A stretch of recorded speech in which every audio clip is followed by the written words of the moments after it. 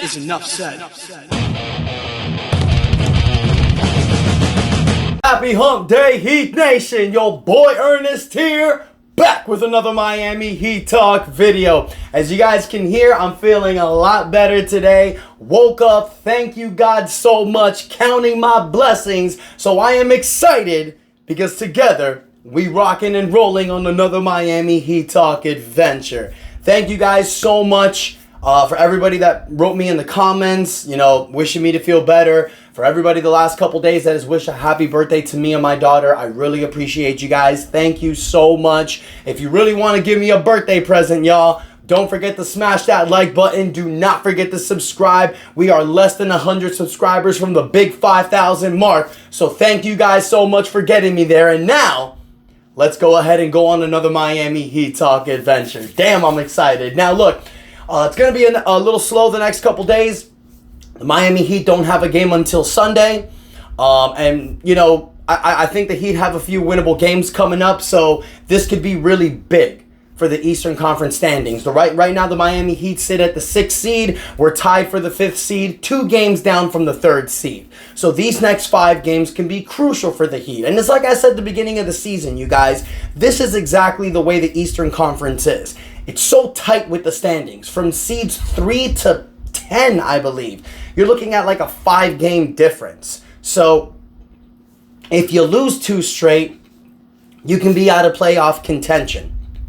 That's how it is in the East.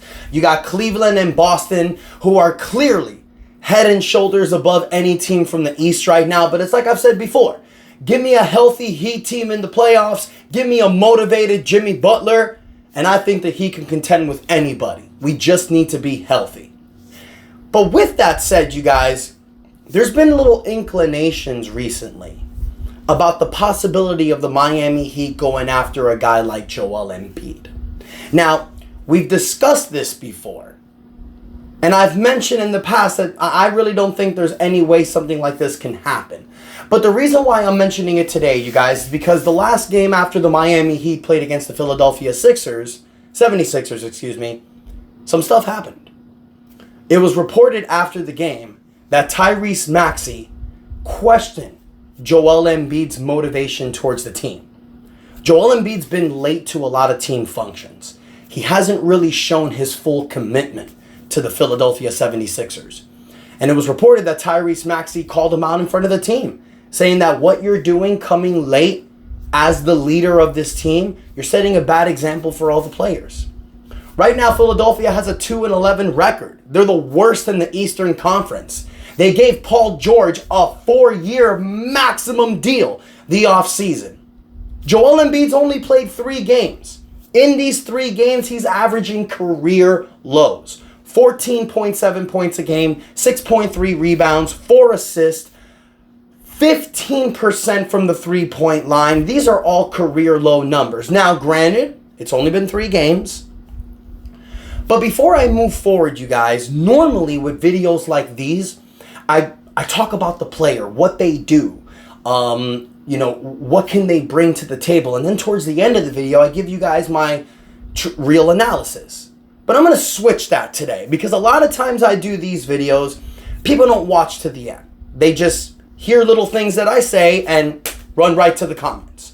So I'm going to say this right now. And the only reason why I'm posting this video, you guys, is because Heat Twitter lately has been clamoring for the Miami Heat to go after Joel Embiid after the report was given. And, it's obvious because Joel Embiid and Jimmy Butler, best of friends. When they played together in Philadelphia, they were tight, they were connected. And then also Joel Embiid, after the game against the Heat, praised Jimmy Butler. Called Jimmy Butler a top 5 NBA player, probably the best NBA player in the NBA. And in my opinion, in the playoffs, there is nobody better than Jimmy Butler. I mean, you can make an argument for Luka Doncic, maybe even Ant-Man. But I think that when the lights are brightest and he's fully healthy, Jimmy proved a year and a half ago that he's the best. And I still think he has it in him. For people that have been saying the last few days, why am I saying to possibly trade Jimmy? I don't want to trade Jimmy Butler. But at the end of the day, the Miami Heat need to do what's best for them. But I'm going to say this right now. No way in hell Do I think the Miami Heat should trade for Joel Embiid? No way in hell. Joel Embiid is 30 years old. He just signed a 5-year maximum level contract. Pays him $51 million this year and pays him upwards of over $65 million towards the end of that contract. When he's 35 years old. He's already breaking down at 30. Before the season started, before he started playing with the injury that he had, Joel Embiid stated that he will no longer play back-to-back games. Hi, I'm a red flag. Nice to meet you. No. You're seeing that he can't give you a healthy season. Last year, he played 39 games. The year prior, he played a career high 68 games in the 2022 season, 66 games in the 2023 season. He's breaking down.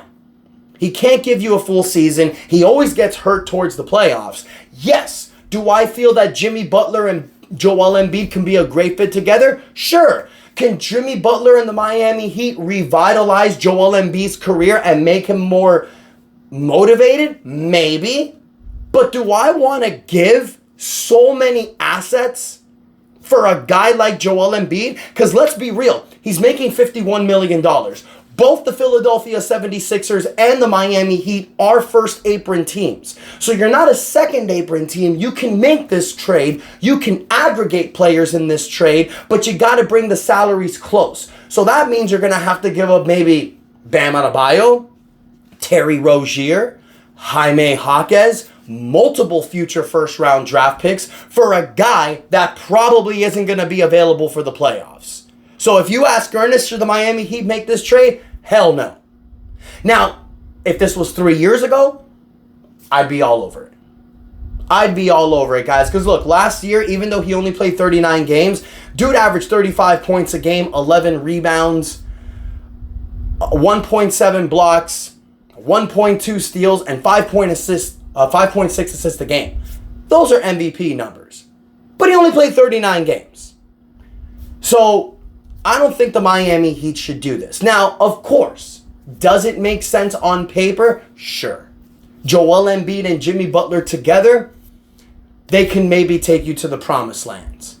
Chances are that won't happen. I do not think that the Miami Heat should go after Joel Embiid. To be honest with you guys, unless you're making a small trade to upgrade this roster, getting yourself a floor general point guard, or maybe even a big man that can help you with the rebounds, like a Daniel Gafford type, I don't think the Heat are going to make any trades. It was reported a few days ago that the Miami Heat are not looking to make any trades. I feel, you guys, that Pat Riley and the Heat organization look at our standings, look at our record, seeing how depleted the Eastern Conference is. I know they're looking at this team thinking, if we can just get out of the play-in, be healthy in the playoffs, we can compete with anyone. And I'm going to tell you guys right now, I think that's the best decision. Because I said this in the beginning of the season, and I'm going to repeat it now. For those of you that have stayed this long into the video, I really appreciate you. Because this is going to make real sense. I've said this before. This Miami Heat team on paper can win it all. If Spo puts the right lineup out there, if these guys are motivated and healthy, they can compete with anyone. But if they don't, if this team does not succeed, at least gets you to the Eastern Conference Finals, at least, then the writing is on the wall. You know that this build for the last 6 years does not work. Now, granted, you can make excuses because of injuries, because of Tyler Hero being out multiple times in the playoffs, because Jimmy Butler being out last year in the playoffs. That's a lot of situations on why this Heat team has not won. But at the end of the day, facts are facts. This Jimmy Butler era, this Jimmy Butler, Tyler Hero, Bam Adebayo build has not been able to win a championship. So if they don't do it this year, if this Miami Heat team is bounced out in the first round or the second round, then maybe the writing's on the wall. Jimmy Butler's on a player option. He opts out. That's $52 million off your salary board. You trade Terry Rozier, that frees up $71 million. And if you're able to move Duncan Robinson, whose contract is not fully guaranteed next year, those are 3 players off your roster, freeing up over $90 million. You can build around Bam Adebayo, Tyler Hero, who's redeemed himself, Jaime Jaquez, Nikola Jovic, and finally allow Kel'el Ware and Pele Larson to shine. And I know people are going to say, well, that sucks. The Heat are going to rebuild. Not necessarily. Because if you're freeing up over $90 million in salary, yes, you're over the salary cap. So that's going to bring you down, not as much. But at the end of the day, it's going to free up space for you to go after a big name. And if you're going after a big name and you're pitching them on the fact that they're going to be the true number 1 next to Bam Adebayo and Tyler Hero, why the hell that player wouldn't be at least interested? So Heat Nation, have no fear. Your boy Ernest is here to spread this positivity. And I'm going to remind you guys that the great thing about this Miami Heat roster, with the current salary cap that they have built a team that can compete now, but that also looks good for the future with all the young assets we have. So I want to hear from you, Heat Nation. Would you actually go after a guy like Joel Embiid, or do you agree with me? The Heat shouldn't even think about making this trade. Maybe I'm wrong. Explain to me in the comments why. But do you honestly feel, guys, that this Miami Heat team can make some damage this year? With as depleted as the Eastern Conference is, I'm really curious on what you guys think. Don't forget to like the video. Do not forget to subscribe to the channel, you guys, because we're pushing the 5,000 subscribers. Thank you all so much for your continued support. Until next time, your boy Ernest out, and that is enough said. Yeah, buddy. Let's go Heat.